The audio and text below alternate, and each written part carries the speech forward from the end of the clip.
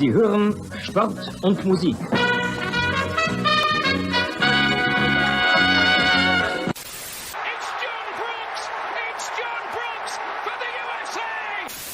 Spiel ist aus! Deutschland ist Weltmeister! In a world where fans fight over whether to call it football, or soccer, two German men defy the odds and call it Fußball.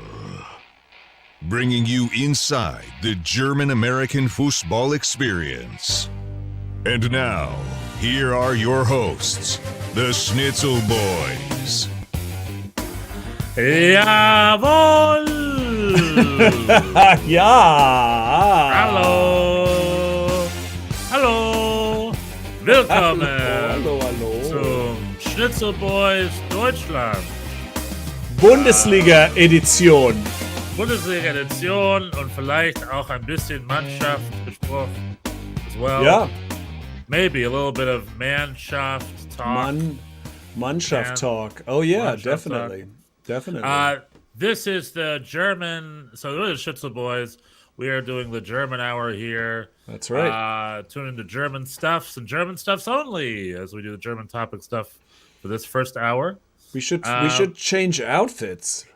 I think. You're right. Maybe next time I'm gonna have two different outfits. That's for the future. It's a good idea. We have our MLS garb on, but what you gonna do? It's playoff time. I will not take it off until we are eliminated. So, but I could wear a German shirt on top of it. Yeah, or some sort of mixy match or something. Anyway, that's all for later. It is Bundesliga, and boy, right. You said it. It is the Wild West, the Bundesliga Wild West season. The Schnitzel Boys curse keeps on giving because we really were going to call it after week 2, and since then things have gone nuts in the Bundesliga. Yeah. Although I will say, I mean, there was plenty of nuttiness over the weekend, but Bayern Munich is rounding the races. Was it? Is rounding the corners, and they're making their way right back up top again, the way where they belong. So it's taking a little longer than usual. We have 11 match days in, and Bayern haven't been on top of the table, I think, since match day 2 or 3 or something. Yeah, something like that. Something like that. So this must be the longest they have gone without for at least 10 years. Quite some time. I remember when Louis van Gaal was their coach. Was it Louis van Gaal time? Remember, like they weren't doing well their first half of the season. I think they either sacked Louis van Gaal or something happened. They just turned it around. In the second half of the season, they came back and they won everything like usual. Blah, blah, blah. But I remember there was a little bit of a sloppiness there. Or maybe it was also the Niko Kovac era. Remember, he started off a little sloppy, and then that's when Hansi Flick took over. Then they became like the best they've ever been. I don't know. But many I think periods of Bayern dominance. We'd have to check the stats. But yeah, they're still not in first, even though Union Berlin had such a big lead that they could afford to lose and still hold first place. The big lead lasted 1 week as Union Berlin got thwarted by the mighty VfL Bochum, who I also was ready to give up on. That's right. Their new coach, Streich. No, what's his name again? Thomas Lertz. Thomas Lech. Lech. I'm sorry, right? Thomas Lech. Thomas Lech. Because this is 2 good weeks in a row. Because Bochum had a good game against Union Berlin this weekend, but they also won last weekend, if I'm not mistaken, as well, right? No, last week they lost in Stuttgart. But the weekend before they beat Frankfurt at home. There you go. Frankfurt, they were a little bit weakened after their midweek Champions League game, I thought. And that was not a good... And last weekend, they did not look good in Stuttgart. Right. But all the celebrations in Stuttgart as, we fired our coach, everything got turned around, we are a new team. Listen, if you beat Bochum at home, that doesn't mean that much. They went to Dortmund and got their asses kicked 5-0, 5-0. 5-0. So they still have work to do, but Bochum, yeah, very convincingly beat Union Berlin, and it really was a convincing win. It was not just a fluky thing. They definitely were dominant. Did you see this game? I think I saw the second half of this game. And it was, again, Union Berlin didn't have much to offer, did they? Because Bochum had an early goal, and then I want to say in the 53rd minute they got a second, right, to be like, all right, let's do it. And the game ended 2-1, was it? Mm-hmm. Yep. Mm-hmm. So Union Berlin was able to pull one back, was a little bit too late. Jordan Pifak, who was feared to be perhaps injured from last week, played. I think he started the game. He was taken off the field. He didn't do much. And I guess on the Reddit boards, people are a little concerned about his form. I guess he's been without a goal in 13 appearances or something crazy like that. Mm-hmm. I don't think that can be right, but I mean, it could be. I don't know. So, maybe his form is cooling down. I'm not too worried about it. But again, another game without a goal from Jordan Pifak. So, whereas more traditional number 9s are scoring for the national team. So for the U.S. fans, their whole bring Pifak argument, as I guess, is cooling down a little bit. Whereas other strikers are like Ricardo Pepi and Josh Sargent are still performing. Yeah, Pepi scored again, right? In Groningen. Groningen against PSV or whatever. I don't know how they say it. PSV. Just made that up. PSV. Groningen beat PSV. Yeah. Oh, big victory for them with a goal, and I want to say an assist or two also from Pepi. He was involved with a couple of goals. So it was a very big win-win between him and Augsburg, because since Augsburg got rid of Pepi, Augsburg's been in pretty good shape as well. He was holding them back. He was holding them. They were holding each other back, I guess. Do you have any other thoughts on the Bochum game, or how are you liking the Lech? What are we thinking here? Think it's a I mean, definitely improved, right? I mean, I still think the squad is I'm not saying. I mean, we have a ways to catch up, but yeah, thanks to Hertha beating Schalke in the latest game on Sunday, we no longer are last, and so things are looking up. I mean, the team is playing hard. They're trying. They always have. It never felt like they weren't trying. It feels like they're, missing some quality really in everywhere defensively. And they also got a little lucky. Pantovic, a former Bochum player last season, decided to take a penalty kick. That was really, I thought, also very odd VAR intervention. It seemed like a very soft call for them to get involved. But anyway, Pantovic decided to take it, and he and Manu Riemann saved 5 penalties this season, which I think leads the top 5 leagues in Europe. No other goalkeeper has saved that many. So, it still takes a lot for us to win a game. So it's I'm not saying, oh, this is the big turnaround. But it was great. It was fun to watch, and there's some hope, of course. 17th is better than 18th, so we're trending in the right direction. I would say about Union Berlin, they a little bit like maybe the Red Bulls or the New York Red Bulls, they sort of embrace chaos and sort of winning ball back in good positions, and just they're just embracing sort of the randomness of the game, and so that served them well most of the time. But then you also, every once in a while, they'll have a game like this where they look like just nothing's happening for them, and I think that was one of those. I don't think this is also doesn't necessarily mean like that they are now going to crumble. It was just one of those games. Union Berlin plays a type of football or football that's fit against mid-level and big clubs. Mm-hmm. When they play against clubs like a Bochum, or they're probably the same problem against Schalke, they really need to change it up, because Berlin would love for you to have the ball and run with the ball hang out with the ball, and they just want to take it from you and hit you fast. That's Berlin. They want to take it direct. If you're playing against a club like Bochum doesn't really know what to do with the ball either. So it's like and they're very used to sitting deep. Yeah, they're very used to sitting deep. So now earlier don't want to abandon their back line, and they don't really want the ball. So that's in rare situations like that, it could be a 50-50. And Bochum at home, right? In Bochum, they had the game. It was their fans, their people, they were on it. And they're definitely a little tighter defensively. I mean, that was a real problem early in the season, that they were just shipping goals left and right and had their center backs be pretty open. And so that's getting better. And so, I mean, that's just the minimum requirement. If you're going to give up 3 goals every game, you're not going to. I mean, that's just pretty obvious. So that seems to be going better. And it seems like, Schalke is now the worst team in the league. Not just gefühlt auch, as well as looking at the table. Well, anyway, congrats Bochum for being off the bottom. Maybe there's a little hope yet to salvage your season. Bochum's on the bottom. They also got rid of their coach. We're sort of in a place where a couple clubs got some new coaches.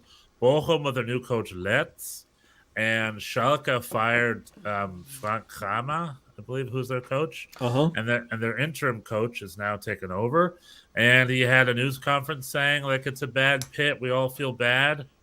But we need a challenge. We're coming up from the second division. We need a challenge, and we have a challenge ahead of us. So again, with Schalke, it's dangerously looking like a repeat of 2 seasons ago, where they hopelessly sunk themselves last. Their season was dead early. And is Schalke about to enter the same fate? I don't know. We'll see if their new interim coach can get a little something out of them or something. But it's not looking good for Schalke. Hertha got a late winner for this game. This is almost a 1-1 game.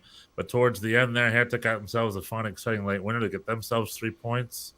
And there weren't a lot of talking points this game, on the fact that Schalke is just feeling the pressure, and they are on the very bottom of the table. A very different experience from Werder Bremen's return. Of the 2 clubs making their way down and making their way back, Werder Bremen seems to be doing a much more stable method. Do you have any other thoughts on the Schalke Hertha? No, I did not watch that game, but I was happy to see the late winner, because that's what it took for Bochum to not be be last. Yeah, because we still have the worst goal differential compared to Schalke. Let's talk Schalke. Let's talk Stuttgart. We referenced Stuttgart earlier. Stuttgart beating Bochum last weekend, as you can see, not super impressive. As Stuttgart, without their American coach Pellegrino Matarazzo, suffered their worst defeat of the season so far, or one of them at least, as Borussia Dortmund, a club that is so inconsistent, again proves that they can just pull off a confident 5-0 victory. With a great Jude Bellingham, Gio Reyna starts his game. It's his first league start of the season. Scores a goal. Scores a great goal. Gio Reyna, part of that great young. Dortmund's got this great generation of youngsters. Jude Bellingham, Gio Reyna, the forward up top. What's his Maxim? No, what's his name? Let's say Maxim Crepeau. That's not his name. The great. That's the goalie of LAFC. The great 17-year-old African player up top. I think he's African. And then 1 or 2 other guys who are just young and crushing it. They got this great group of the great core of youngsters coming up. And over the weekend, they destroyed Stuttgart 5-0. You're thinking of Moukoko? Yes. Yeah. I'm looking at the squad right now. What's his first name again? Yusufa Moukoko, who's Yusufa 17, Moukoko. right? He's German, I think. I mean, maybe he's German. Yeah. That's why I said, maybe his parents were African. He himself is German. I don't know. Yusufa Moukoko, German. He was born in Cameroon, but then he moved here at a young age. Transferred to Dortmund's youth academy. Yeah, good for him. He was in Cameroon till he was 10, and then he moved to Germany in the summer of 2014. Very cool. Right. And he has an advertising contract with $10 million with Nike. Wow, that's Good nice. for him. That's Good for him. That's very good for him. Great. Very good for him. Well done, Mr. Yusufa, well done. Well done. Yeah, but they got a great young core. But again, the consistency. They destroy Stuttgart 5-0, but tomorrow they play Manchester City. Yeah, let's see how that goes. We'll see how that goes. I don't know. But it could be another 5-0, but it might be the other way around. Well, because their defense with Hummels and part-time Zule is still not as tight. Granted, they got their goalkeeper back. For a long time, they were the second choice keeper, Alexander Maya. And the starting goalkeeper is back and healthy again. So hopefully that should help a little bit. But, Gregor Kobel of Switzerland. Kobel. I hope they start dominating. Because they sit 5th place. And again, they're Germany's second most expensive team, second most expensive squad. Germany's number 2. They're the team that's supposed to be competing against Bayern. And yet they seem to shoot themselves in the foot all the time. But they had a great game over the weekend. Don't want to poo-poo them. And hopefully it's the beginning of a solid sort of undefeated streak. We'll see. I don't know. Well, but again, it's one of those things where you can't predict because next weekend they're going to lose to... Next weekend they could easily lose to... Playing Frankfurt Frankfurt on the road. Yeah, they could easily lose that. And, playing City at home. That's going to be a fun game. I'll watch that tomorrow. Oh, yeah.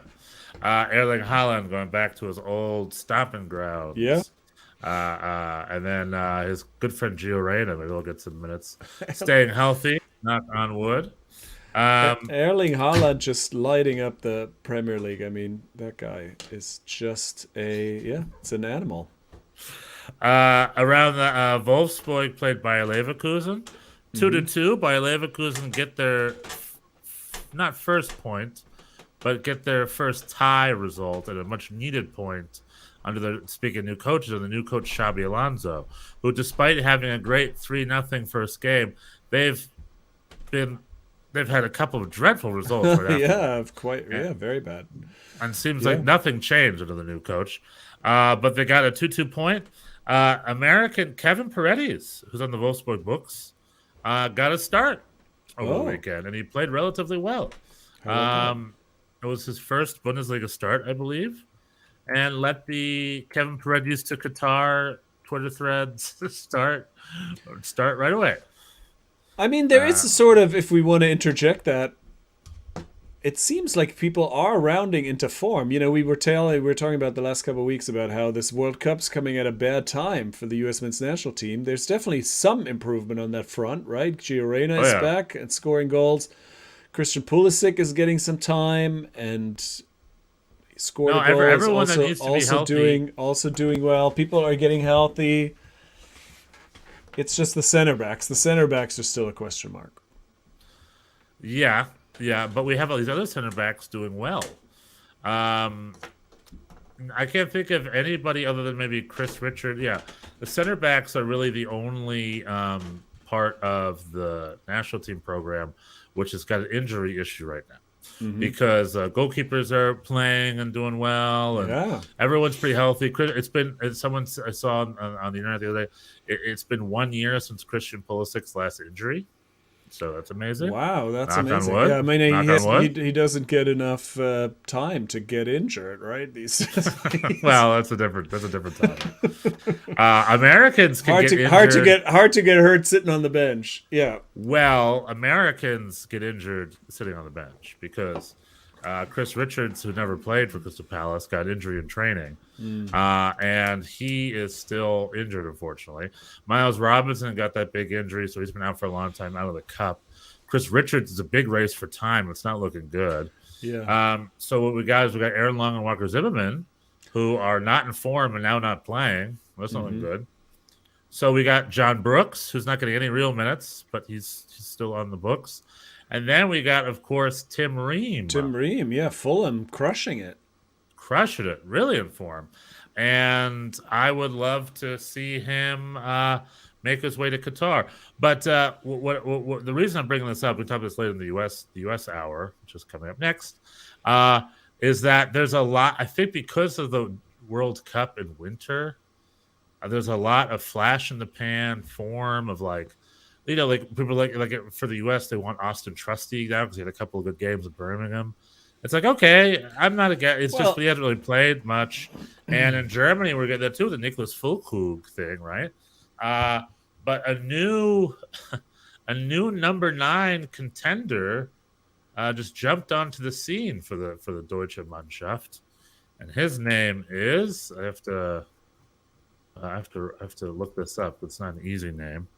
He is now also on the lips of like bring him to Germany. I should bring him to Qatar. His name is what's his name? Oh, here we go. Mergem Berisha, on loan from Fenerbahce. Mergem Berisha? Yeah, Mergem Berisha. I think he is a Turkish, a German. He has been crushing it for Augsburg. He assisted a goal over the weekend against RB Leipzig, and there's this very, very small contingent of Augsburg fans who want to bring that dude to Qatar as the number 9. Mergem Berisha. I had no idea. He has a Red Bull Salzburg history. That's right. He's a Red Bull boy. He is a young, exciting forward, number 9, scoring and assisting in Germany. And now there's a small movement to have him be included in the Deutsche Kader, the squad. And he's on loan from Fenerbahce, but he is not Turkish. I'm learning he is from Kosovo. That's his. Is he? His background, but he is also. I guess he's a German national, so he would be eligible. German. Yeah, born. I mean, this is all played for the U21s. Yeah, this is all an expression of the weakness of that position. Not. Well, it's also there's an opening. Also, there's an opening, right? Like, there's no obvious. That's why these names get thrown around. And any German guy that scores a goal over the weekend, all of a sudden, it's like, bring him to Qatar. We need him. Bring him and to it's Qatar. It's always the people. I mean, with the U.S. men's national team, that's definitely a thing, right? That the person who's not playing gets the fantasy is always better than the reality. The people who are not playing, it's like, how can he not start this guy? And then he brings them in and they start and they're like, oh yeah, okay, they're not really necessarily that much better than never mind. Never mind. Yeah. But you don't usually see that on the German team, and I think that is the fact that is happening is a sign that there really is some concern, right, at that position. I mean, this reminds me of, it's a very shallow. We got Niklas Füllkrug, and then we got this Berisha guy. We still have Lucas Nemeka, and of course we got the Timo Werner, Kai Havertz sort of situation. Those are the more mainstream guys, but they're not strict number 9s. And it kind of reminds me of Euro 2000, sort of back to those days again, which is not great. Okay. I don't know if you remember. Paulo Hinkie. Remember Paulo Hinkie? Vaguely. Or Paulo that was Rink? before the emergence of Miroslav Klose. Yeah. Right. It was right before Miroslav Klose. We had a guy named Paulo Rink, who played for Bayer Leverkusen, but he was Brazilian, born and raised. Mm-hmm. I think. Maybe his grandfather was Austrian. Oh, yeah. Something. I do remember. Right. So they naturalized him, and he was part of the Euro 2000 qualifiers and squad, which is considered one of the worst German squads of all time. And he played, and he was the number 9. And then when that ended, he was like an obscure player. I think he played in Greece for a little bit. And then he went back to Brazil and finished out his days in Brazil. He was just a Brazilian dude who played in Germany for a bit. They gave him a passport, and then he played on the national team for a Euro for a Euro Cup. So the tale of the obscure Paulo Rink, or in Portuguese and Brazil, you'd say Hinkie, Paulo Hinkie. So I just want to reference that to be like, if I have shades of that memory related to our current squad. Whereas our neighbors France have like Karim Benzema and $600 million man Kylian Mbappe up top. And it's like, whatever they're doing, figure it out. I don't know why. Like, I don't know why you got no number 9s, man. The German mega system with kids who are training after school, and they got fierce scouting and all these academies. There's no number 9s.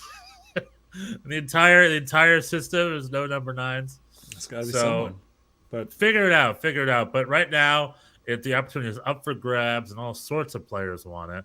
And like I said, we might see a surprise addition to that number 9 squad for Mergen Berisha. The reason I bring up Mergen Berisha is because he has been playing for Augsburg, and Augsburg had themselves the game of the weekend. Did you see the RB Leipzig Augsburg game? I did see some of it, yeah. It was so much fun. Augsburg, who again got rid of Pepe, I guess exercised their demons, and they've been playing some really great football the last few weeks. Mm-hmm. They were up 3-0 against RB Leipzig, the mighty RB Leipzig. Now, RB Leipzig rotated a little bit. I think Nkunku was on the bench because RB Leipzig is getting ready to play Real Madrid tomorrow. Whatever. However, Augsburg defender Iago, who I believe is Brazilian, got himself one of the dumbest red cards I had ever seen in my life. Augsburg's up 3-0. RB Leipzig on a counterattack. In the middle of the field, he goes in, he swings a heavy tactical foul to get himself a yellow to stop the game. Smart. However, immediately thereafter, when the player gets up, he shoves him back down again with his 2 hands. He goes, "Oh yeah? Screw you," and shoves him on the floor like an idiot. You guys are up 3-0. It's the 70th minute. And the referee comes up to him, gives him a yellow card for the tactical foul, and immediately says, "and shoving," a second yellow card, and gives him a red. Mm-hmm. So it's 2 yellows and a red. He's like, "What?" It's like, "Yeah, you shoved the player. You're up 3-0. Don't let him egg you on like that." So he leaves the field, and now we have a 10-man Augsburg, and Christopher Nkunku enters the field. And in 20 minutes, RB Leipzig gets 3 goals. And they tie it 3-3 with a great free kick goal from Nkunku. Yeah. And there you go. And after the game, Niederlechner did not have nice words to say for his fellow teammate. It's just like, he screwed us over there. In the typical German fashion of just saying whatever's on your mind. And Augsburg blew themselves a 3-0 lead and should have gotten 3 points. But they still got themselves a point. They still play good soccer. But overall, Augsburg, if they stay strong and stay smart and stay disciplined, they should be doing well. It's just funny to see a whole game essentially thrown away on one clear red card moment. It's very rare you see a red card affect a game that much. And RB Leipzig were talented enough to really take advantage of it and got themselves 3-3. So good on you, RB Leipzig, and good on you, Augsburg, for a fun, exciting game. RB Leipzig still not convincing. I was gonna say we're still waiting for these supposed contenders to get it together. The Leipzigs and the Dortmunds and the Leverkusens and Union Berlin is also they're pulling their weight, but we need these other teams to figure it out so that this wild season will keep surprising us. Yeah, it's all the major clubs except for Bayern are underperforming, and some would argue Bayern's underperforming with their 5 ties. Oh yeah, but they got a confident 2-0 win over Hoffenheim, business as usual for them, to put themselves within 1 point of first place. And I think teams 1 through 8 are all separated by 1 point each, so it is very, very, very tight at the top 8 in the wild Bundesliga. That was the RB Leipzig thing. I was with 3-0. Schalke wins through. Schalke lost, yeah. Mainz beat Cologne 5-0, 5-0 on Friday. That's another chapter in the wild Bundesliga. Yeah. Mainz and Cologne are pretty even teams. Maybe Cologne's even. You would think you definitely, you could have probably made a lot of money predicting that. That was a surprising result. Freiburg beating Bremen, that was not as surprising, but. No, Freiburg. Also, I would say Freiburg is a club that's keeping. Union Berlin are punching above their weight, and Freiburg are also punching above their weight a little bit. Same with Eintracht Frankfurt. Frankfurt and Freiburg have done a good job over the past few seasons, being really good middle, like punching above their weight, mid-table teams, and they're still keeping that up, which is good for them. Yeah. They're like the Sevilla of the Bundesliga, and I think they're doing a pretty good job. So good on them. It's really just the Dortmund, the Bayer Leverkusen, and the RB Leipzig. So I'm like, get your stuff together, man.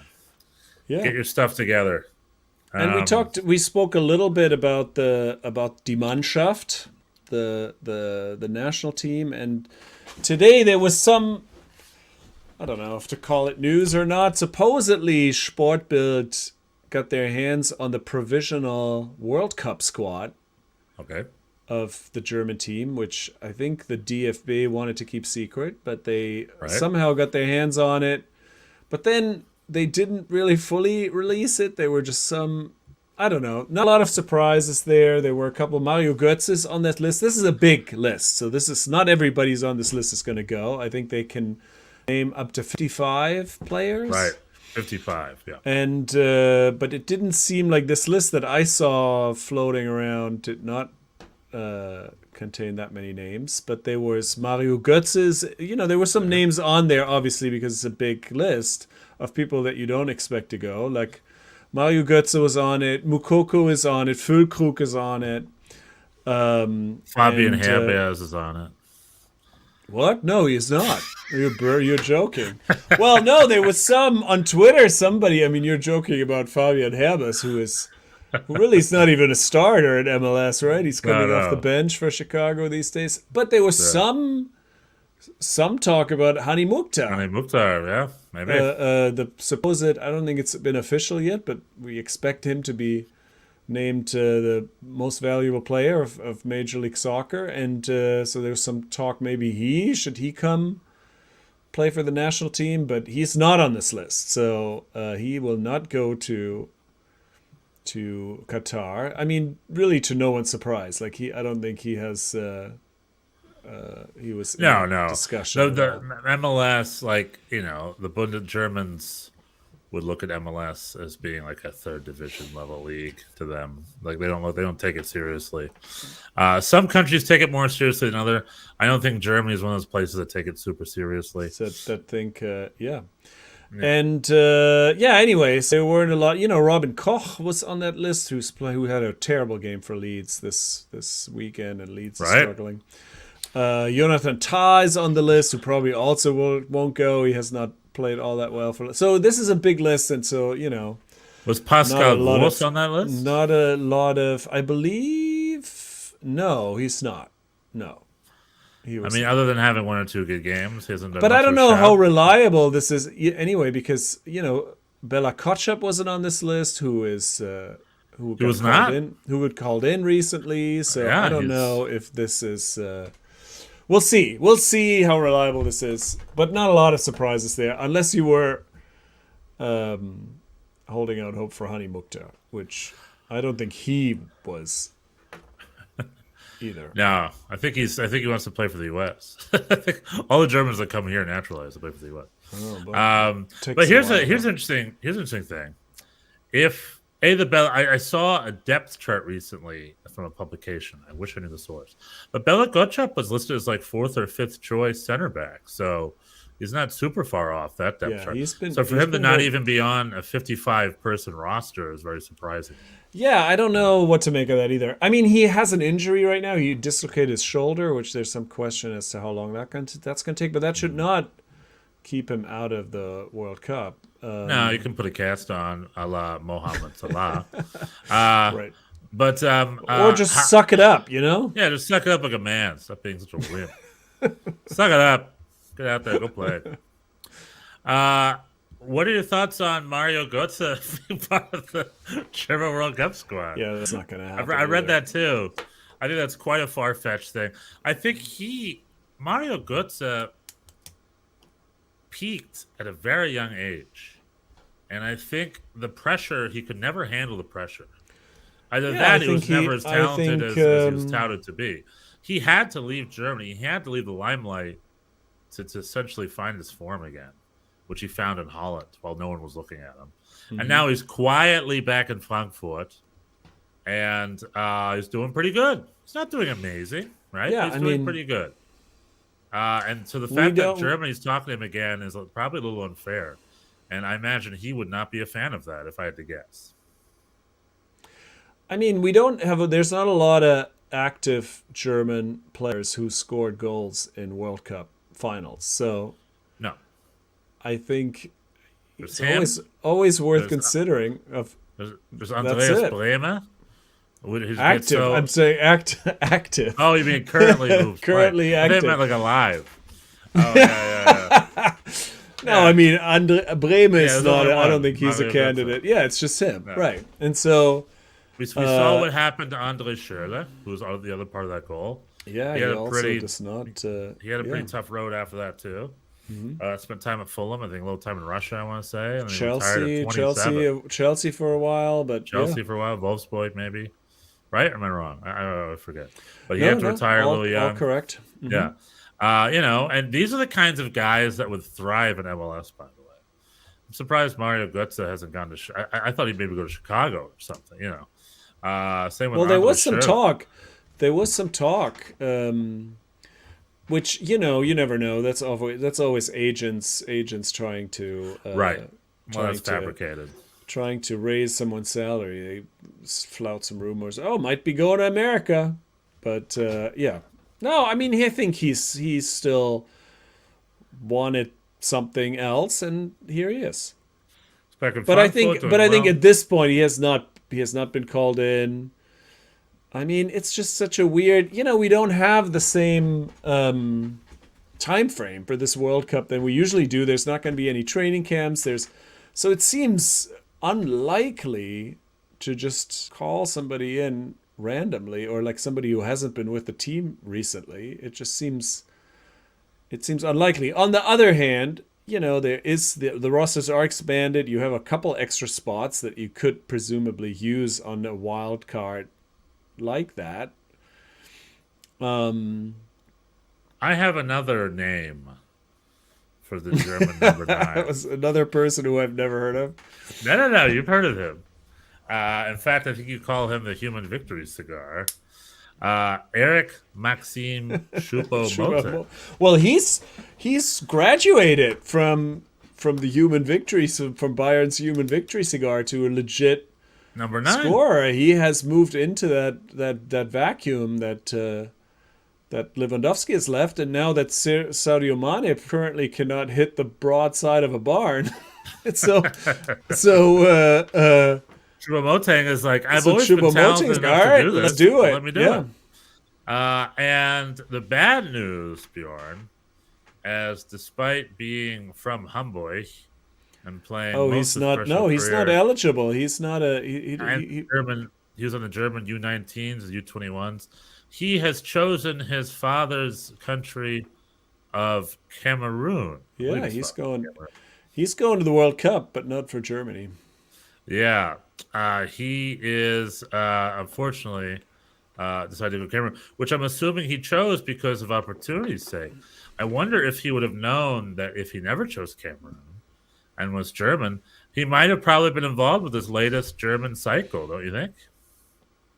Maybe. Well, again, he's been this is also a very very recent renaissance, right? Like, I think he was. He's had some other, when he was playing for Schalke, he had some. He was definitely more of a starter. Since he came to Bayern, he was, like I said, the human victory cigar. He would come off the bench when the game was wrapped up. But, so I don't know. Again, all of these, we only talk like this because there is nobody. It's like, who's up? I like how the U.S. number 9 talk and the German number 9 talk are like the same conversation. It's unexpected. It's unexpected on the German side. Yeah, because the DFB usually has their stuff together. And like I said, they have this massive training system and all these youth academies, and they just couldn't get number 9 from anywhere. I don't know. I don't know what that is. I'm curious if it's because clubs spent too much time signing foreign players, so they never had enough time for German players to develop, or what, or it was just popular not to be. You'd think with Robert Lewandowski being one of the, if not the best striker in the world, in München for 10 years now, or in Germany at least for 10 Mm-hmm. years now, Mm-hmm. there will be a generation of like, maybe it's just coming. There would be like a generation of 18-year-olds who grew up idolizing Who him, are wanting to like be who are him. going to be him? Yeah, Yeah, maybe. you think that's I hopefully it's mean, coming soon. It's also not, this is not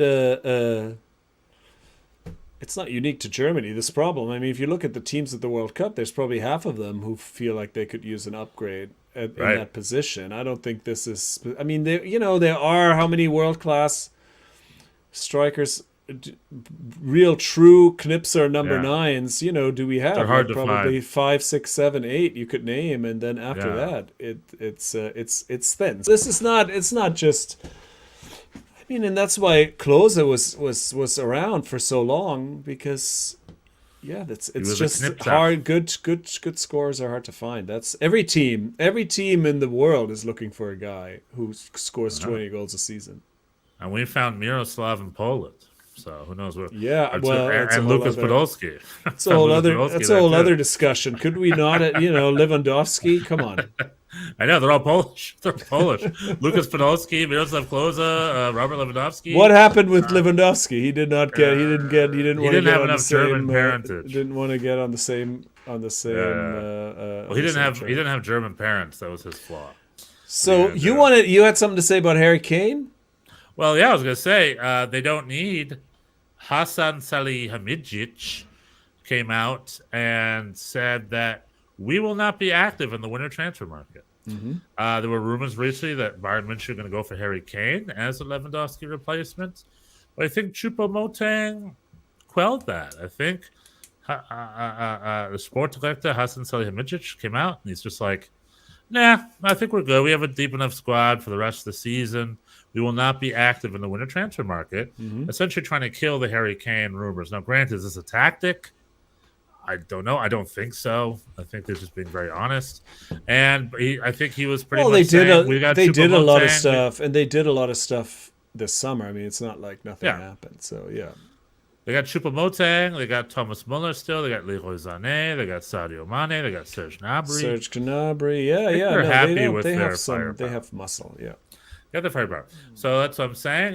They decided not to go in the winter transfer market window. All right. If I'm an MLS club, though, like the New York Red Bulls, I would try to sign Choupo-Moting to a DP contract.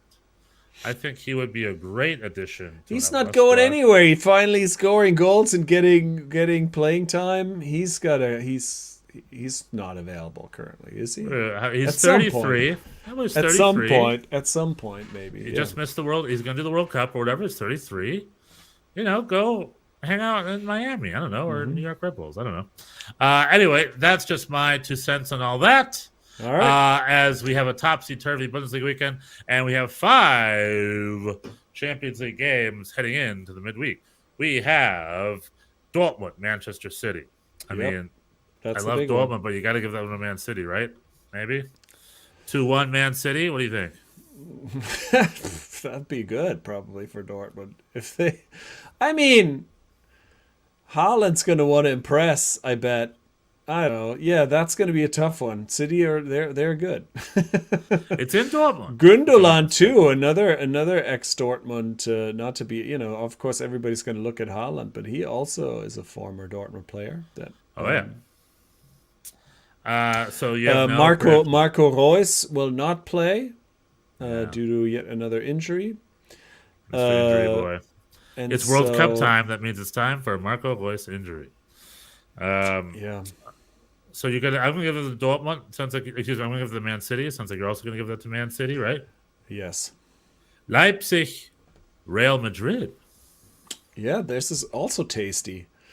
Right? All of these matchups are actually quite good this week. I would Barcelona, Bayern München. say. Barcelona, Bayern. Yeah, that's Barca. On the road. That's going to be interesting. I'm going to give that one to, let's say it's a tie. I think I'll give it a tie. Let's say it's a 2-2 tie on that one. Okay. I think Real Madrid are going to handle Leipzig in Leipzig. Real Madrid's in great shape. Leipzig, as we see, although they're rotating some of the They're players, still struggling. Yeah. we'll see. Frankfurt's hosting Dome, also known as Marseille. Olympique Marseille. Hopefully get that one to Frankfurt. I'm just rooting for them. I don't know how it's going to go. Yeah, and Atletico Madrid. Atletico Madrid and Leverkusen. I mean, in Madrid. In Madrid. I mean, with Xabi Alonso. Xabi Alonso has his work cut out for him. I mean, the last time they played Atletico Madrid, I think they won 2-0, right? So that was the only good result they had. Maybe they have their number. We'll see. But really exciting matchups in the Champions League for our German teams. That's going to be fun. Do well. Wish you the best. It's round 5, right? There's only 2 match days left. Yeah, it's all happening very quickly. Pre-World Cup. Happening so fast. Fall soccer. That's right. All right. Do you have any last thoughts on Deutschland? I think we've done it. All right, everybody. That was This Week in Deutschland. The Bundesliga Edition. The Bundesliga Edition. And bonus WM talk. Bonus talk about the WM. There's going to be a lot of that, yeah. Anyway, like and subscribe. Tell your friends about us. We're the Schnitzel Boys on all things Deutschland. We also have a podcast talking about all things USA. It's available separately as a separate episode. If you are interested in that, go over there. If not, just stick with us here with our Deutschland talk. If you have any thoughts or questions or anything, feel free to email us at schnitzelboyspod@gmail.com. We love hearing from you. We broadcast live on Monday nights on YouTube with a live comment thread. You can comment us live. You know, it's interactive. Talk to us. We want to talk to you back. All right, we've been the Schnitzel Boys. Tschüss. Bis nächste Woche.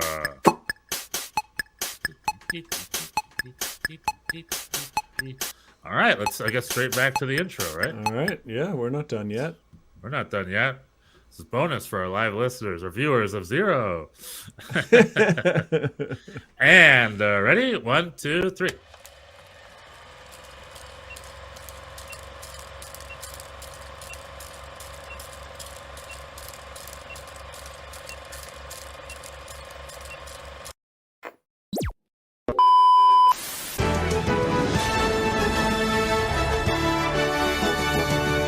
Sie hören Sport und Musik. It's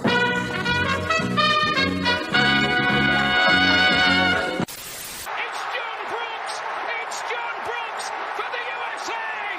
Das Spiel ist aus! Deutschland ist Weltmeister! In a world where fans fight over whether to call it football, or soccer, 2 German men defy the odds and call it Fußball. Bringing you inside the German-American football experience. And now, here are your hosts, the Schnitzel Boys. Yahoo! Heyo! We're pointing at our jerseys. We are appropriately dressed. We're appropriately dressed for the America edition of the Schnitzel Boys. American soccer. Oh man, I'm on this Facebook group that celebrates the obscure years of American soccer, the 70s and the 80s. And they have all these old videos and interviews and photos of obscure German players in short shorts playing for the, Chicago Sting or whoever. But my favorite was, the greatest. So there's another U.S. soccer history lesson for you, Bjorn, in a second. But first things first, I just want to say there was a photo today of the San Diego Sockers. Do you know this club, Bjorn, the San Diego Sockers? I certainly do not. Okay, well, it was a club back in the day that featured a young Hugo Sanchez, oddly enough, the Mexican great goal scorer, among many others. Ty Keogh, great American player and analyst many years. His father, Harry Keogh, was part of the 1950 squad. But clearly the newspaper that printed their info or whatever, they misheard. It must have been done over the phone or something. Because the San Diego Sockers is spelled Sockers, as in sock 'em to you. But the team roster photo headshot board that I saw spelled it Soccers. The San Diego Sockers. That's how they support.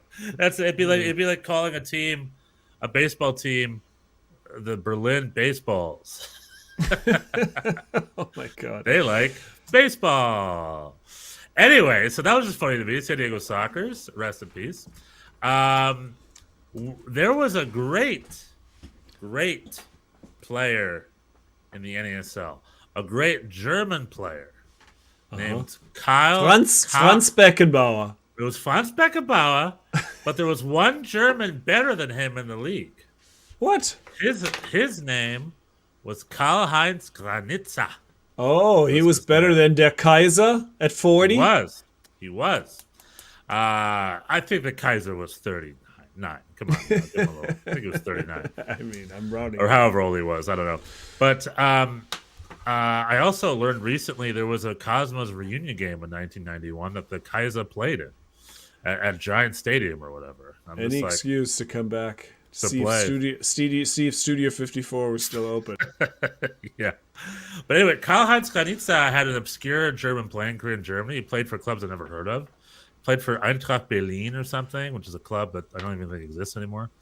And he came to Chicago, played for Chicago Sting, and was a destroyer. He was like the Hani Mukhtar of the NASL. He was like a key player of Chicago Sting for years.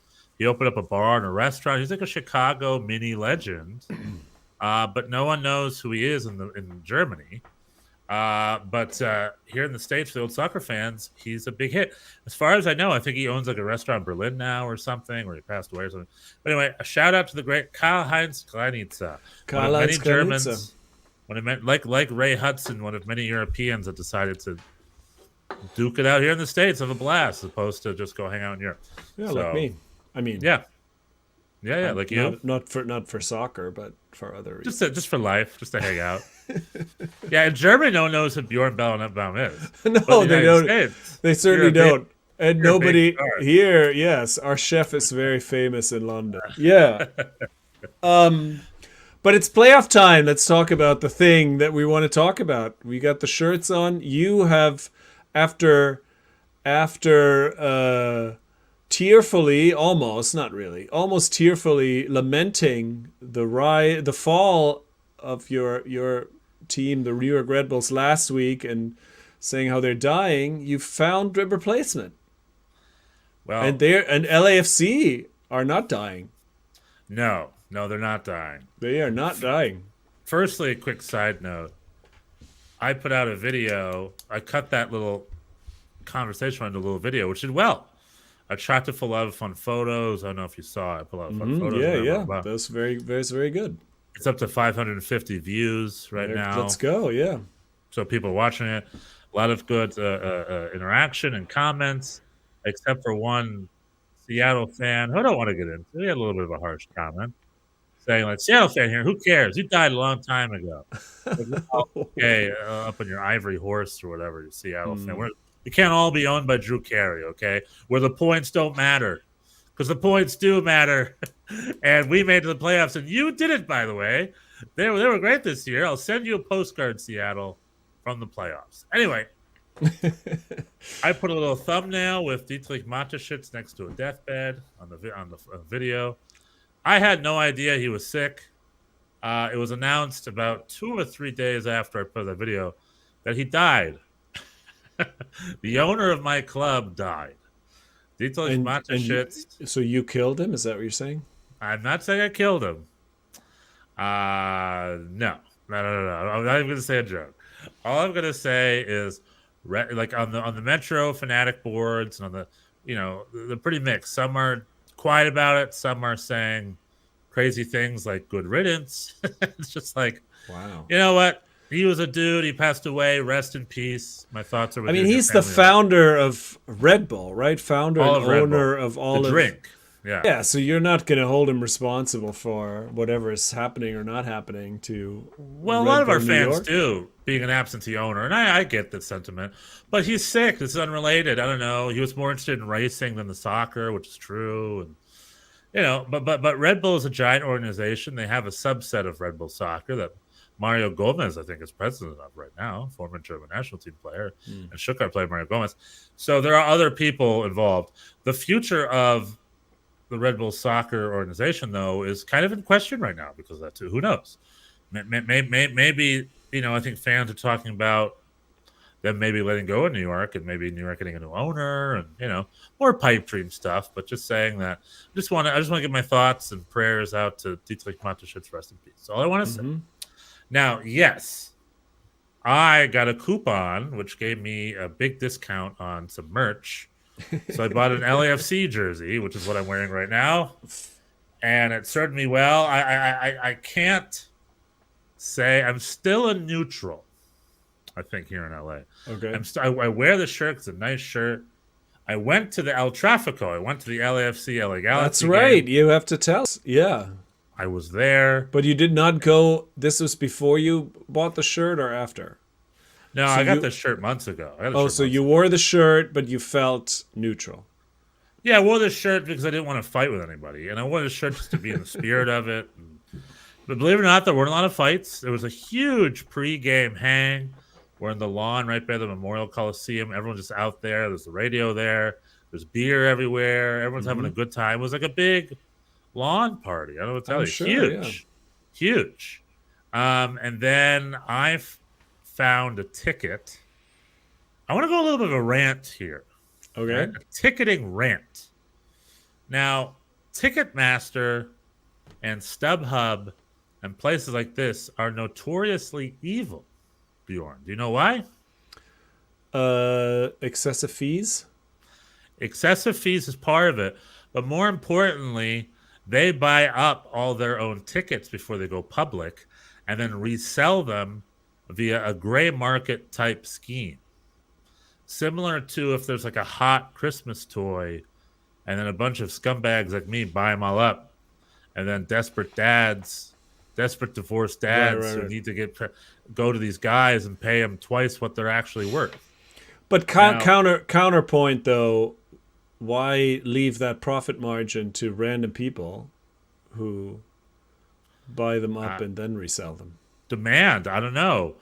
Ticketmaster, for these past two games, because I'm also keeping an eye on the games for next Sunday, I'm waiting for them to make an announcement when tickets are public, and then they're always not available. Then all of a sudden, lightning flash, they're available, but only for resale, which means selling these tickets at face value isn't happening. They're saying it's happening, but it's not happening.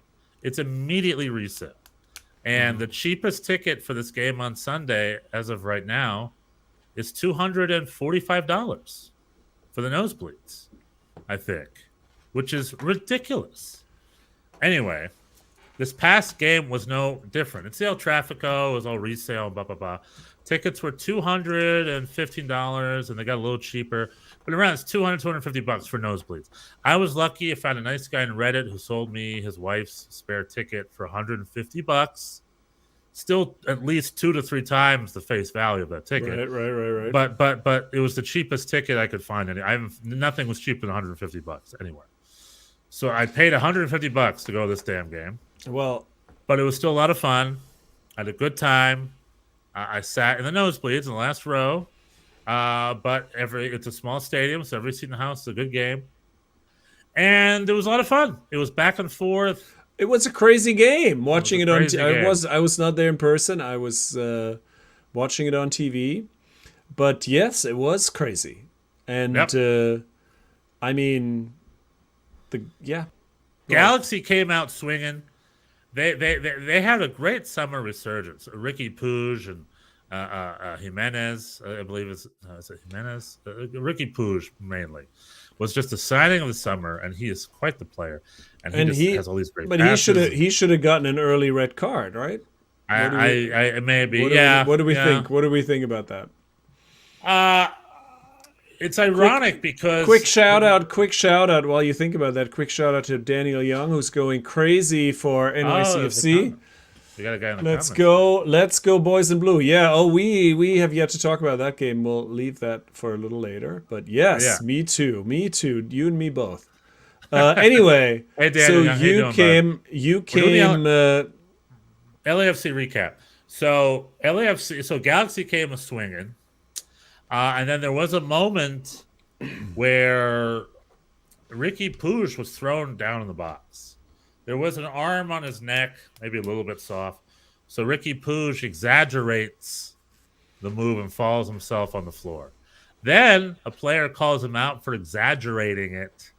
So he stands up fast in his face, kind of does a headbutt motion, a little bit maybe, right? Or he pushes or something going on. And the guy who calls him out for exaggerating falls himself on the floor and starts flailing around. And pot meet kettle. Yeah. Pot meet kettle. So I just thought it was funny. You know, I think it was early in the game. The ref just gave, I think, one or both of them a yellow card. Gave Ricky Puig a yellow card, right? Puig a yellow card, yeah. Which is probably, in the scheme of things, the right decision because... they both exaggerated quite a bit. It's no traffic. It's a playoff game. Just need to relax. You could tell there was some nerves. But the LAFC played so patiently, and they were not in any rush. They didn't play in any rush most of the game.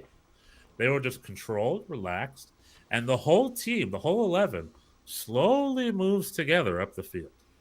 And if they're not going up together, then they tend to stop moving. Like the whole idea of a long ball, quick run, that's not how they operate. They're out of the back and move their way up together as a team nice and slowly. And they were, despite the Galaxy coming out swinging, they were able to draw first blood. Sorry, for those of you watching, my freaking webcam I need to get a new webcam. It's so crazy. It just keeps auto-focusing, having the time of its life. And I really wish that Dan Camera would just relax and stay still. And but anyway, it's not a webcam. So LAFC drew first blood. And then the Galaxy were able to get an equalizer right before the half. Now, where I was seated, I was surrounded by LAFC fans. And I'm a big guy. But a man much bigger than me sat right next to me in our cramped little seats. And it's like an airplane. When he sat down, half of him was on me. And I'm not, I'm a big guy too, but like, well, he was an LA Galaxy fan. Really big, loud, and drunk. Really big, loud, and drunk. Yelling, Galaxy! The whole time in this LAFC section. All of us are just quietly watching the game. We're cheering and clapping, but we're not really singing. We're on the opposite end of the 32-52. They're doing all the singing over there. And then but all the singing and loud hearing is from the one guy directly to my left. He's saying, "Screw LAFC, go Galaxy!" Wow, all right. Time. So you didn't do anything. You're not neutral. You're a neutral. I'm neutral. There was stuff in our section, which I'll get to in a bit. Oh. There was a beer throwing incident. Oh. And everyone, including the guy I was sitting next to, was pointing at him. Like, get this guy out of there. Pointing at him. Everyone in the section was pointing at him. Narking the beer thrower? I think he had an LAFC jersey on. I think he was also an LAFC fan. What? He was sitting next to a Galaxy fan. Anyway, eventually, and the guy next to me wouldn't drop it, which is so funny. He kept being like, get this guy. He's for 5 minutes. Like, get this guy out of here. Trying to get scared. Anyway, a little security lady shows up, talks to him, and then that whole section stands up and leaves. I would love to know what they said. But then talks to the beer thrower? Yeah, and him and his three buddies. There's three or four of them or something. And then they all left? Then the security lady left. And 3 or 4 minutes went by. Then they stood up and all left. And the security lady was waiting on the stairs. And the guy who was being ejected was like trying to talk to the security lady's face, but his friend pulled him away from him. I would love to know. I would love to have heard what that conversation was. It was you need to get out of here in the next 3 minutes. She said, yeah, probably. We're gonna. That's exactly it. If you don't leave in the next 5 minutes, you're gonna get arrested. Right, and so, but then they stayed there and watched the game for them 5 minutes. Then they stood up and left, and then later in the game, they just came back. They came back twice. Oh, I think. Okay. They kept coming and going, without security being there. So your guess is as good as mine. I don't know what's going on. Enforcement wasn't as tight as the man next to you would have liked. No, but something did happen. But essentially, he's in the back row. He threw his beer, and it hits the LAFC fan in the second row because you can't throw a beer that far. One fan threw a beer. Yeah, I mean, this is absolutely... Also, stop throwing beer, man. I don't know it's expensive. It's $15. Yeah, whatever it is in Yankee Stadium, it's $15. People throw it. I mean, for us, my seats in Yankee Stadium, we've mentioned before, are in the section below the bleachers. So when there's a big game, I mean, that is just a fact of life. Somebody will throw a beer. Yeah. And Spencer, it was thrown, and it went back and forth. 1-1 at the half, then it was 2-1, 2-2, and in the death in the stoppage time, Dennis, number 99, got a goal, and he was quiet all game. And then went to hug his. I guess we learned later it was his wife. Hopefully, provocatively dressed, or I lady mean, maybe with that's a guy. Maybe that's just California. I was like, wow, okay, well, you don't see that every California. day. It is California, and I would love. It was just some girl who was looking at in the first row. He's like, "I'm gonna kiss you right It's now." like, oh, she seems like, yeah, I don't know. But he ran right past Owen Wilson, cheering Owen Wilson, head to toe with LAFC gear. I didn't want to make out with him. Didn't want to go, and then when his lady and the LAFC won 3-2, and good game on the Galaxy. And the Galaxy are decent sports about it. Congratulations. Yeah, thank you very much. Again, I don't know. We'll see. I'm trying to follow LAFC to the Cup. My dream is that LAFC hosts NYCFC, so you can come out here and I can buy a $10 ticket from you and hang out in the supporter. My NYCFC jersey ready and hang out in the supporters section. Yeah, I don't know. That depends on the. Well, I think with the.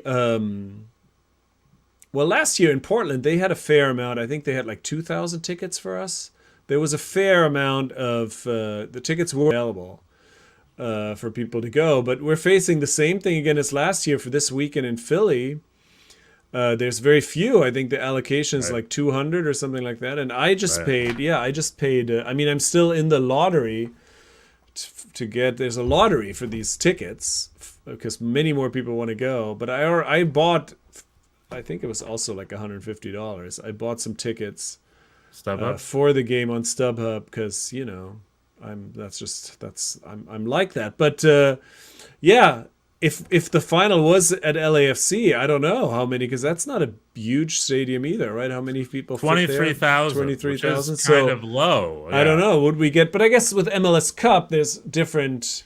For MLS Cup, because I know my season tickets, I know there's a clause in my season ticket terms and conditions that I would not get my seats necessarily if we were hosting MLS Cup. So the rules are different then. So maybe we would get, there are more tickets, I guess, have to be allocated for press and whatnot, and probably also for visiting supporters. Anyway, all this to say, if we make the final, I would hope to hook you up with a reasonably priced ticket. That would be good. And I watched El Tráfico and it was fun. It was an exciting game. There was a lot going on. Much in contrast to the earlier game, the Philly-Cincinnati game. You probably didn't see it because you were on your way to the stadium. But that was That was a pretty dreary. That was some pretty nervy and choppy kick around, and Philly seemed extremely tense as a team. And it was a lot of fouling going on both sides. A lot of arguing with the referee. I mean, there could be, the referee also not quite staying on top of it. He did not. He didn't have full control of the game, and people were in his face the entire time. And that was just a game that only its mother could love. But anyway, in the end, the Philly Union, Leon Flack of all people, scored a goal off of a weird sort of bouncy corner kick. And that was enough. Leon Flack. That was enough. And Flack. I guess the one thing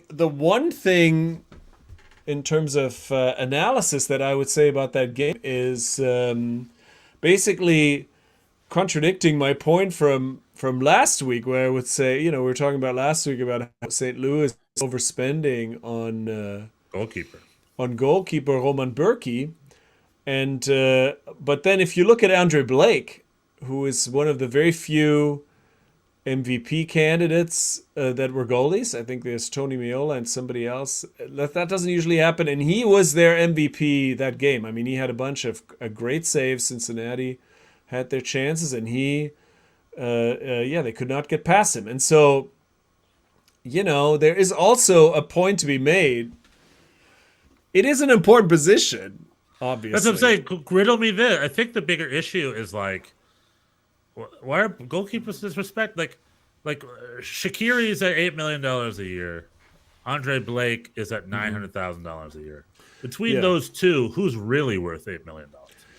Yeah, that's a very fair point. And in terms of, Jim Curtin was subsequently talking in a pregame interview for this upcoming round. He was talking about how his analytics guys look at the goalkeeper position as the most important position in terms of adding points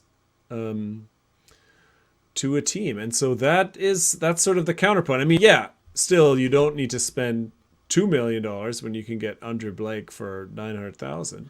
But you're right. But I agree. I agree with you. The goalkeepers are underrated, and Andre Blake was their MVP, and he had a fantastic game in an otherwise hard to watch kind of spectacle. That was on Thursday, and then. But the LAFC Philadelphia Traumfinale. Dream final, Traumfinale, is still on the way. It's still on course. Oh, it's not my dream. I don't know. Well, that's what I'm saying. We got to upset the apple cart. And the only unseeded team to win this weekend. You mean non-home team? Yeah. Yeah, lower seeded, right? Lower seeded. That's right. Austin won. Yeah, at home. and we made it. We made it look easy, didn't we? Yeah, it was kind of. It was an odd. It was an odd game. I was feeling more confident somehow than last week against Miami. I was very pessimistic for whatever reason. This time I was like, oh, Montreal. We've never lost in Montreal, and I thought the team was coming together. Thales Magno was practicing, and I was feeling good. And then very early on, we scored another beautiful. Almost similar to the second goal against Miami combination, many passes, and Maxi Morales again gets the early goal. And this was in the 6th minute, and then we were just very content to sit back quite far, and it was a bit of a struggle, and I kind of lost a little bit of my optimism because I thought we were just too far back And Montreal certainly generated some chances. They hit the post. Maxime Chanot almost scored an own goal. Sean Johnson also made a couple of big saves. But then as in stoppage time of the first half, we had another beautiful counterattack, which is almost a little bit in slow motion. It was funny to watch. It was like a counterattack, and you could really see what our team is about. It's not pace, because you see Santi Rodriguez, Maxi Morales, and Haber sort of ambling. There's a lot of space, and it's taking them a while. Taking them a while to get up there. It's not about speed, but very precise passing. And Haber makes the run, is just level with the defender, just onside, and connects it into the goal. And then a 2-0 lead, and that really felt a little generous, I gotta say, at that point. Because Montreal had their chances. But then in the second half, we really leaned into the defending thing. We took Maxi Morales out and replaced him with Justin Hack. Because Chanot had to come out because of an injury. He was replaced by Keaton Parks. That sort of left us with 2 center backs instead of 3. And then Nick Cushing just restored the same system by putting in Hack at center back and taking Maxi out, and we just defended. And again, there were a couple of big saves, couple of sort of lucky bounces for us, but it went better, I felt like. Montreal had a lot of the ball. I think in the end, possession was 65-35. But then on another counterattack, Gabi Pereira, who's really had a breakout season and is the breakout star of these playoffs, on our team at least, and maybe league-wide, I don't know. He got to the ball. He got a beautiful pass from Thales Magno, who came off the bench into space, and he got to the ball in the box before the goalkeeper, and the goalkeeper just swiped him off his feet for the easiest penalty call in the history of soccer. And then Thales Magno slotted that home. And again, 3-0. And it's not fully representative, I thought, of how the game went. But we defended it well. And then it wasn't until the, I think, 86th minute where Mihailovic scored one, got one past Sean Johnson, who bumbled it a little bit from short distance, the only sort of blemish on an otherwise great performance by him. Right. Solidifying a spot to Qatar. I mean, as he was doing that, Ethan Horvath did another big blunder over the weekend. As he can be really solid sometimes, but he had a terrible blunder that dropped him on Club Brugge. Then he had a terrible blunder that dropped him at Nottingham Forest, and now he has a terrible blunder at Luton Town. We'll see if it drops him there. Hopefully he survives this one. But no blunders for Sean John, because that last goal was not really a blunder. It was unhaltbar. Maybe it was a good kick off. Yeah, I mean, it was from a very short distance and headed very with power, and so it just kind of, I mean, he got his hands on it, so then you always feel like, could have saved that, but. Yeah, and then the last few minutes were pretty nervy, I thought, considering we had that big lead. But anyway, beautiful. A beautiful. We're heading to Philly, baby. We're heading to Philly again for the rematch Sunday at 8. First time a defending champion made it to the conference finals again since like 1921 or something. Oh, is that true? I didn't even. Not 1921, but like I think there's some stat where it's only happened 3 times in MLS history or something weird like that. I mean, I would, it's sort of it's my team, and I am the homer of homers. I'm not going to deny that. Not going to pretend this is in any way neutral analysis, but it is. I mean, week after week we're here, and I never see the same flag twice. It's but I mean. We lost our coach. We lost our star striker, Golden Boot winner in the middle of the season. So to be in this position is no small thing. Right. I will just say that. Okay, here you go. Let's say you lose against Philly on Sunday and eliminated. Nick Cushing, does he get signed as a permanent coach? What are you thinking? I think so. I think he's earned it. I think so. I would say yes. I mean, there was a time where things were not going well. The change definitely, but I think that is also just par for the course. I think we've seen this before. I've talked about that. We've seen this before when Patrick Vieira left. The coaching change it never goes that smoothly. There's always a transitional period. The team always looks sort of a little off kilter for a while. That just seems to be how it goes. But he solved these problems. He found solutions. He found ways, much like Ronny Deila did in his last year. There were a lot of injuries and there were a lot of people coming out, and he found ways to put his best players on the field. And that's the same with Cushing. Once he switched to the 3 center back setup with Alex Collins sort of being this free man who has a lot of opportunity to roam forward, I think that really worked. The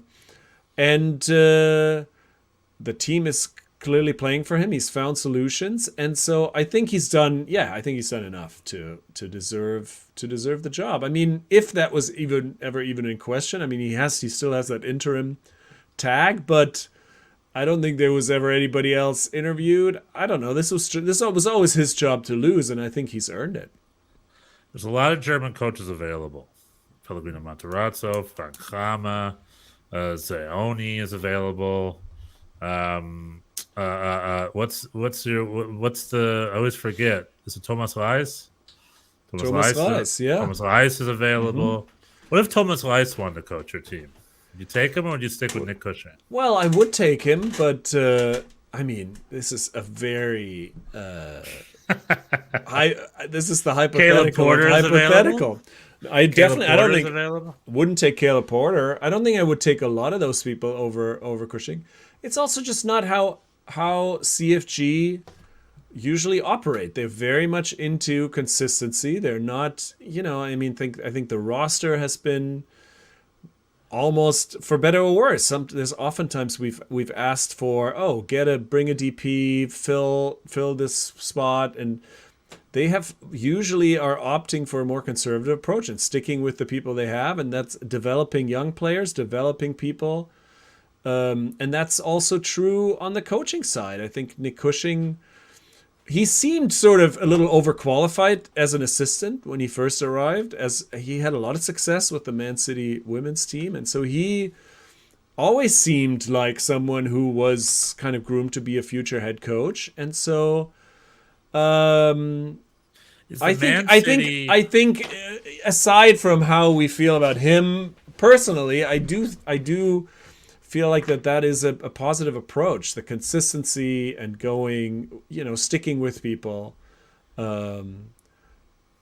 through, even when things are not immediately going well. That does pay off. In the Premier League, we're going to see that now. Is our Leeds going to fire Jesse or are they going to stick with him? I think ultimately the team never looked terrible, even when things were not going well. There were some poor performances, but it seemed like the core of the team was still going well, and I think that's true for Leeds as well. They're going through a dry spell, and right. So I think if the underlying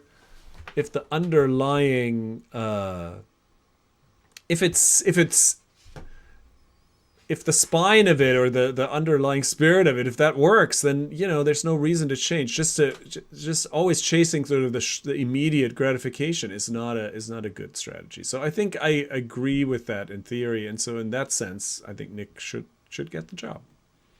All right, Nick, you heard it here first. Nick is signed to a 3-year, $60 million contract by City Football Group. $60 million. All right. Oh, whatever. By City Football Group, the most consistent and pro-humanitarian ownership group in MLS, if I'm not mistaken. Oh, my God. Okay. A quick question. When Nick Cushing coached the Man City women's team, why wasn't it called Woman City? Oh! There you go, huh? Good question. The Man City ladies, it's just Woman City is what I would call it. That's all I would call it. Because I'm a genius, see? I'm and sure I got there's these brilliant thoughts. There's some people who call them that. Here, the Schnitzel boys, it's Woman City. Woman City. I know. Woman City. So yeah, Okay, and then we got. So someone texted me today, and a friend of mine from LAFC texted me. He said, "Did you see Austin a lot this season? What's their weakness?" And I wrote back saying, "I actually did not see a lot of Austin this weekend, or just this season. I saw the game against Dallas. They had a really good, confident game against Dallas. The Dallas American boys had nothing. Jesus Ferreira, Paul Areola, Sebastian Lletget, pretty toothless. Matt Hedges. They really had nothing to offer. Pretty toothless performance. Yeah, Austin FC had it from the first minute on. It was pretty, but granted, they had quite the home field advantage. Ooh. Atmosphere must have been electric. Yeah. But now we have Austin marching over Dallas, coming here to LA next week. We have Austin versus LAFC, and what I want to see is I want to see Will Ferrell come out there and throw. LAFC has a tradition where they have a bird flying around, and then in the middle of that, I want Matthew McConaughey to come out on the field with his drums. He leads his drum circle. I want him to have a Will Ferrell, Matthew McConaughey owner off right before the fans. That's what I would. That would be worth the $200 ticket alone. You're going to see all of that probably. Yeah, hope so. There's going to be there's going to be a lot going on. Austin FC weaknesses. I mean, defensively defensively inconsistent. They had a pretty solid game. They had a pretty solid game against Dallas, and Dallas also pretty toothless. Although in the second half there were some moments, but I think Austin is still a little up and down. I think they have just lapses of focus, especially defensively. So I think, but they are coming together at the right time. But I think they haven't seen an offensive team like LAFC. So this is going to be interesting. Right. I mean, Brad Stuver, just amazing goalie. He was Sean Johnson's backup, and I I would not have said at the time that I thought, oh, this guy's is gonna be a starter somewhere and is lead his team through to the conference finals. But yeah, he's been great and good for them. But I think it'll be interesting to see LAFC. I mean, LAFC also haven't looked vulnerable, haven't looked unbeatable. That Galaxy game definitely. No, it's pretty 50-50. They also there. I mean, it took Steve Cherundolo to stop him to remember that he had Chiellini on the bench. It seemed like he didn't do any substitutions. It seemed like he could have used him earlier.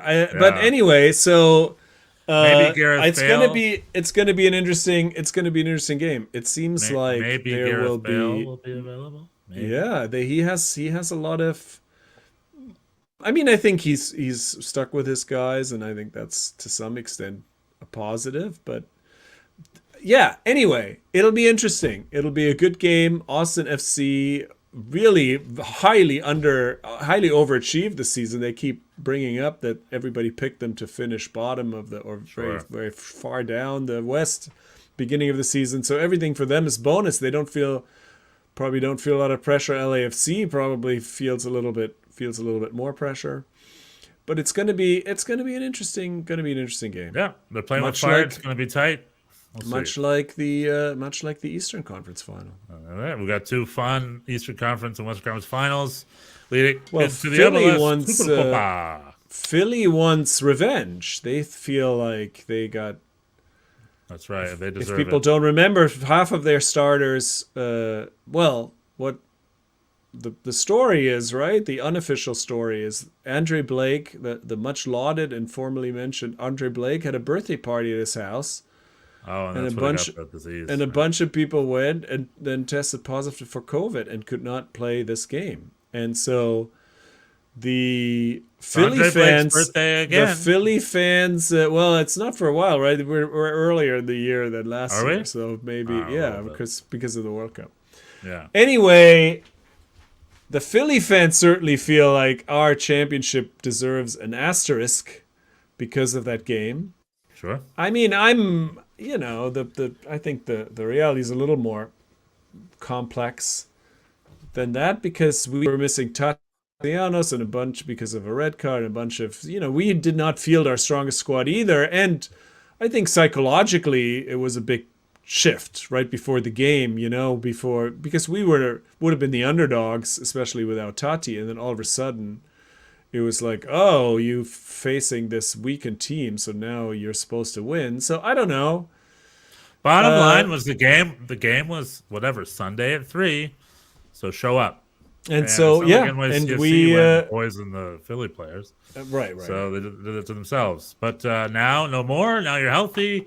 You got a rematch. Yeah, Philly, and they're fired. They're fired up. They're fired up, and it seems. I mean, I'm definitely worried about it. I don't think we're gonna just waltz in there and win this game. I think Philly looked nervy, like I said, and same with Austin. Actually, they both looked very nervy in their first round games, but that's probably they shook off a little bit of that by winning, and Austin really had a hard time in their first game with needed penalties and had to come back from 2 goals down, and Philly needed Andre Blake to be very, very good. And so, I don't know. We'll see how it goes. I paid big money for this ticket, and I'm going to be there and celebrate. I mean, honestly, celebrate our team no matter what, because great season. Like you're saying, not most defending champs do not do all that well in the subsequent year. And so even having come this far is great. And Philly, I mean, for all their... I was listening to Rox Fontaine of Chop Soccer Pod. He's an NYCFC guy. He was talking to David Gass earlier today, the Extra Time guy. And he was saying, everybody looks good until they play NYCFC. Nobody wants to see us in our current... I mean, we are rounding into form. And who knows? Every game's different. Who knows how we're going to show up on Sunday. But if we play like this, no one wants to play us. And as much as Philly wants revenge, I'm sure they would have. If you ask them honestly, they would have rather seen Montreal. anyway, we'll see how it goes. All right, that's your opinion. My opinion is Philly's going to bulldoze you guys 3-0, no problem. Because the Philly freight train is a thing. That's what you hope. That's what you hope will happen. Actually, no. I hope you win. Oh, and then you get my cheap ticket, so right? Cheap MLS Cup final tickets. That's my traum. That's my traum. All right, cool. So that wraps up. One more thing I want to talk about, which you alluded to. Yeah. Let's see other things. Is Jesse Marsch still has a job in Leeds? And watching Americans, Pellegrino lost his job not 2 weeks ago or 1 week ago, to remember. And now Jesse Marsch seemed like he was on chopping block because if you saw his body language in that Leeds Fulham game, Battle of the Americas, there should have been 4 Americans on the field, but I think Tyler Adams is injured. The only American player who we cannot replace if he's injured, so hopefully it's not too bad. But it was Brandon Aronson, Tim Ream, Jerry Robinson, all 3 of those guys having a great games, especially Tim Ream. Oh, boy, is he the center back? He's the only U.S. center back who's crushing it right now. He's the only U.S. center back in form. Maybe Eric Palmer-Brown as well, but he's never super duper impressed me in the U.S. shirt. Mm-hmm. So, Tim Ream should go to Qatar. I actually am on that team. Okay. And B, as a New York Red Bulls fan, I've seen this all before. Jesse is good at implementing the high press, but he's not good at plan B, and he's not good at defense. And his teams, by minute 80, are gassed, and that's when the other teams can score goals. So the fact they're at each other 1-1, then Fulham gets a goal at the end, it's like, yeah, I've seen that so many times before. And just like Bob Bradley at Swansea wanted to play his super Barcelona-style soccer, I think at the end of the day, in high leagues like this, you got to get scrappy. You got to have a scrappy plan. You got to be tight in the back. You got to kick it long. Like, I think Leeds needs to be better in the defense. Now, however, the fans still seem to like him. Well, so do the underlying numbers, right? There's a little bit. There's some evidence in terms of expected goals and whatnot that the team is actually doing pretty well and will eventually be all right. But there is certainly that American thing because he's an American coach. Right. The analytics community is American, so it also is a lot of English fans on Twitter are sort of receiving this as like, oh, it's Americans defending Americans. This is all bullshit, and he should be sacked. So, well, but the other argument to that is his signings are doing great. Marcelo Bielsa's signings are stinking it up. So his center back, he needs a center back. He needs to sign. If he give him January and let him, for crying out loud, sign a talented Premier League level center back. Yeah, he needs that. And maybe a Premier League level number 9 because Patrick Bamford isn't cutting it. Well, but Patrick Bamford's also, he's not going to keep missing all these chances. He's missing a lot. He won't do that all the time. I mean, he will score eventually. And it's eventually he needs to score consistently. It's the Prem. So I'm like that Jesse still has his job. Hopefully they can turn it around. But they got Liverpool next, and they got Arsenal after that, or something. Or not Arsenal. They have a very tough schedule. They have not. No, I mean for sure, it's a tough situation. They have not been. They've had a pretty easy schedule so far. They should have needed to rack up a little more points, much like Fulham or Bournemouth, they're Fulham facing an uphill battle. Yeah, Fulham's probably already saved them. They saved themselves already. Yeah. But the other thought is just like in the early 90s when Americans were just starting to play in Europe and it was a new thing. You had like obscure players. You had a guy in Hungary or two, maybe a guy in Holland. I think that's different. Now you got Americans at Chelsea and Juventus and blah, blah, blah, and Girona. But now that's that time for the coaches. You got Pellegrino Matarazzo and Stuttgart. He did okay, but he got let go. And Jesse Marsch is about to do his second season not being able to finish the season with his club in a row. So Americans are doing it, an upgrade from they're not there at all, but we're in that obscure mode. I think the era of Americans being successful coaches that win leagues and play in big clubs, that's still a long ways away. Yeah. We're not there yet, but so we're just slowly but surely. Right now it's the American coaches pioneering period. much like the U.S. players in the early 90s. That's just what my thoughts Yeah, I mean, I'm also no huge fan of Jesse Marsh's, so I'm not like necessarily looking to defend him, but I think he deserves to keep his job for now, I would say. Yeah, hopefully it gets through to the transfer window. That's all. And then get one or two nice players, I hope. Needs more center backs. Yeah, I mean, they lost a lot. Like, Rafinha is tearing it up in La Liga, and yeah, it's not... I mean, people are... Just one more thing. People are nostalgic for Bielsa, and of course he's led them back to the Prem, and he deserves a lot of credit, but that team was under the last... They kept him for a long time when the team was terrible. So it's not like, I mean, I think they needed to change for sure. Well, Jesse March, despite what Bjorn said, I'm on your side and I'm rooting for you. Wish you the best, and I hopefully you last the season, turn around, and get something going on there in Leeds. We're rooting for you, bud. All right. Any other thoughts with the American soccer milieu? Let's go NYCFC. Let's go LAFC. I'm still a neutral, but you're way down. Sympathizing. I'm a sympathizer. If I get you an MLS Cup ticket, you're gonna wear. Have to wear. I'm not gonna wear that. I'm gonna wear what I wore last time I went to CFC ticket. I'm gonna wear a blue. I'm gonna just wear a blue shirt. All right. So it could just be a shirt I'm wearing.